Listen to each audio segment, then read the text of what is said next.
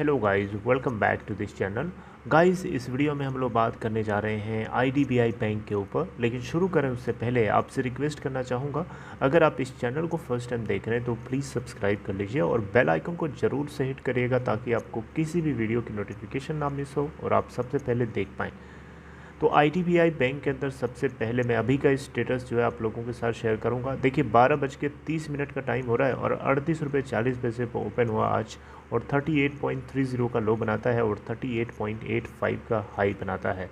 अभी ये 38.70 के ऊपर ट्रेड हो रहा है जो कि 0.13% की तेज़ी के साथ है। वहीं हम टोटल वॉल्यूम की बात करें तो एनएससी के ऊपर 44,04,247 ट्रेड हुआ है जिसमें 35.26% डिलीवरी है 12 बजे तक। बीएससी के ऊपर अगर आप देखेंगे सिचुएशन तो 38.85 के ओपन प्राइस के बाद 38.35 का लो बनाता है और 38.85 का हाई बनाता है। 38.65 के ऊपर करंटली ट्रेड हो रहा है जो कि 0.13% की तेज़ी के साथ है।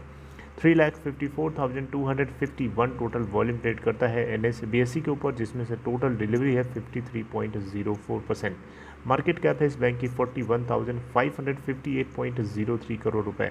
52 वीक लो अगर इस बैंक की बात करें तो 19.35 का है और 52 वीक हाई है 56.20 का।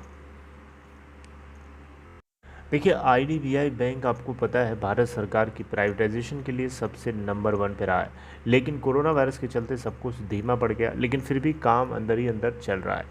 यहाँ पे देखिए ये है इस बैंक के आईडीबीआई बैंक के डिप्टी मैनेजिंग डायरेक्टर। ठीक है, इनका नाम है सैमुअल जोसेफ जे। ठीक है, तो इनसे कुछ बातचीत करी गई लेकिन मैं सारी बात डिस्कस नहीं करूँगा क्योंकि बहुत लंबा कंटेंट हो जाएगा। लेकिन मैं मेन मुद्दा जो है इसका जो है जो सेंट्रिक टॉपिक है जो सेंट्रिक जो कंक्लूजन है इसका वो मैं आपसे ज़रूर डिस्कस करने की कोशिश करूँगा। देखिए इस बैंक के अंदर अगर हम देखें तो इस बैंक को 4 साल से लगातार प्रॉम्प्ट करेक्टिव एक्शन के अंडर में रखा गया था। देखिए कोई भी बैंक पीसीए के फ्रेमवर्क में तभी जाता है, आरबीआई उसको तभी डालता है पीसीए के फ्रेमवर्क में जब उसकी परफॉर्मेंस काफ़ी गंदी हो जाती है, काफ़ी लॉस मेकिंग हो जाता है, तो उस केस में उसको लिमिटेड दायरे में जो है बिजनेस करना होता है जिसके चलते उसको पीसीए में डाल दिया जाता है। और इस बैंक के अंदर भी ऐसी ही कुछ सिचुएशन थी। एलआईसी इतना बुरी हालत थी कि एलआईसी को यहाँ पे इस बैंक के अंदर मेजर स्टेक खरीदने के लिए कहा गया था जिसके चलते एलआईसी इसका ओनर बन गया था।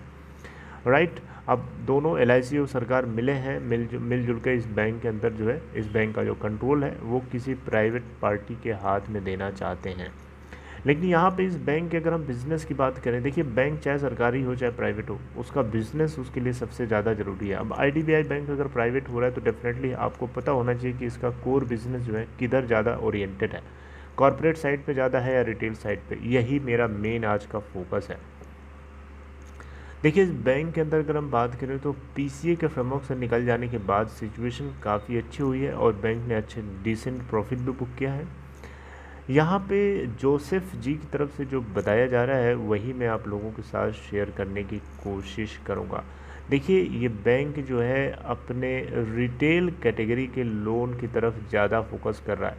कॉरपोरेट सेक्टर की तरफ ध्यान इसलिए कम दे रहा है क्योंकि कॉरपोरेट सेक्टर में जो है नॉन परफॉर्मिंग एसेट्स बनने में देरी नहीं लगती है और बनता भी है तो बहुत हाई अमाउंट के साथ बनता है। और किसी बैंक के लिए अगर उसका जो मेन अमाउंट एसेट है अगर वही नॉन परफॉर्मिंग एसेट्स बन जाएगा तो फिर वो बिज़नेस कैसे करेगा, सीधी सी बात है ना। इसीलिए जो है बैंक जो है अपने अपने अपने ये बैंक जो है स्पेसिफिकली आईडीबीआई बैंक जो है अपना फोकस कॉरपोरेट सेक्टर पे कम कर रहा है और धीरे धीरे रिटेल सेक्टर को ग्रो करा रहा है। तो इस बीच में एक क्वेश्चन उठता है कि कॉरपोरेट टू रिटेल रेशियो अगर ज़्यादा होगा, बढ़ेगा, तो उस केस में अच्छी बात है इस बैंक के लिए या फिर बुरी बात है, या कम होगा तो अच्छी बात है कि बुरी बात है ना। तो देखिए इसका सीधा सीधा मैं जवाब देता हूँ। पहले तो आप ये समझिए कि कॉरपोरेट सेक्टर और रिटेल सेक्टर के का रेशियो जो है बढ़ने का घटने का क्या मतलब है।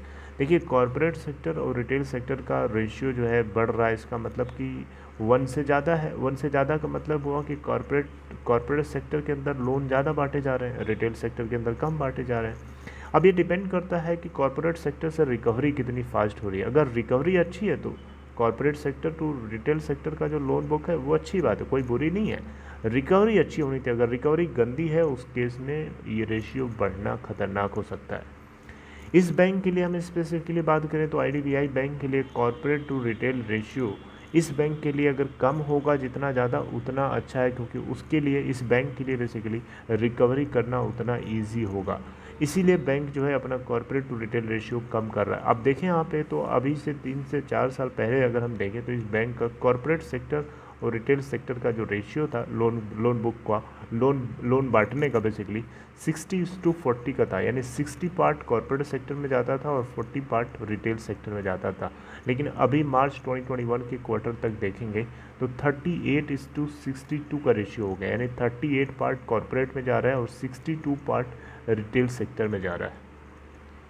और यहाँ पे बताया जा रहा है कि आगे चल करके कॉर्पोरेट बुक को ये 40 से 45% के बीच रखना चाहते हैं और रिटेल बुक को ये 55 to 60% के आसपास रखना चाहते हैं। ठीक है, तो ये एक अच्छी बात है।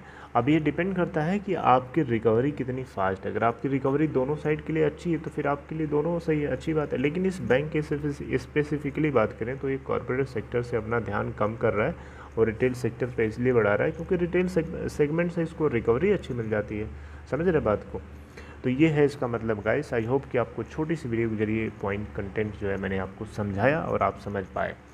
सो I would like to terminate my talks right here. और अगर आपको डीमेट अकाउंट ओपन कराना है तो डिस्क्रिप्शन बॉक्स में दिए हुए लिंक को क्लिक करके अगर आप चाहें तो अपस्टॉक में अकाउंट ओपन करा सकते हैं। See you guys next time updating something next information in next video. Take care.